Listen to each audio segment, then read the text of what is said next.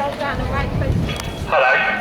Hello, my name's John. I'm representing Sheffield National Education Union here today. And I'm really pleased to be here today because I think the climate emergency is an issue for every trade unionist. And I think what I'd like to just explain is what the National Education Union is doing.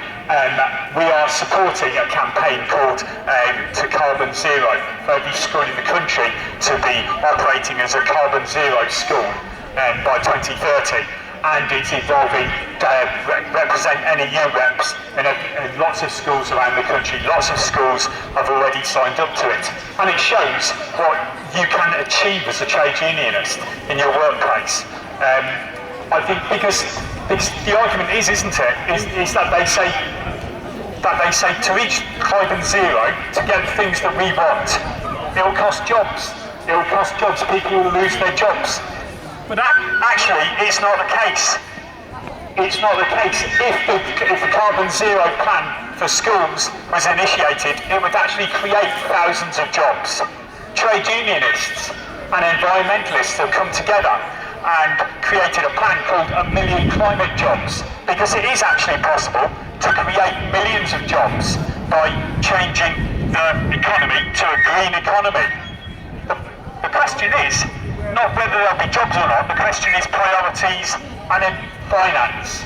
And this is what we'll hear from the G7, and this is what we'll hear from world leaders, because they will say, we can't afford it. We'll hear Rishi Sunak say we can't afford it. He said it this week. He said we can't afford to invest in our children's future in terms of giving money for tutoring. So we'll hear them say it, and they'll say we can't afford it. We can't afford to spend 23 billion to change schools to carbon zero schools. They say we haven't got the money. But it's strange, isn't it?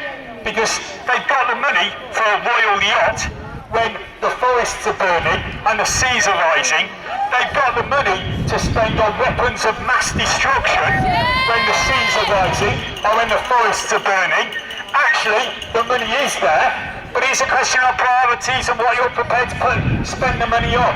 So it's important for each and every one of us, and especially if you're a trade unionist, I think as well, to go to your trade union and say, what are we doing in our trade union to try and make sure that our workplace or our industry is a green workplace and a green industry? What can we do to achieve that?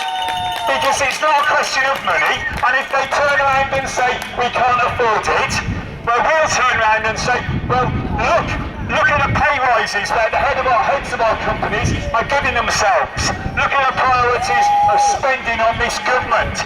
We've got to come together as trade unionists, as students in communities, and we've got to say we can afford to change our economy, to create a green economy. We can afford to do it if we come together.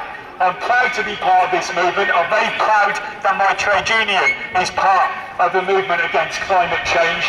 We will be there in November outside COP26 with the rest of you, demanding that world leaders actually start acting like it's an emergency.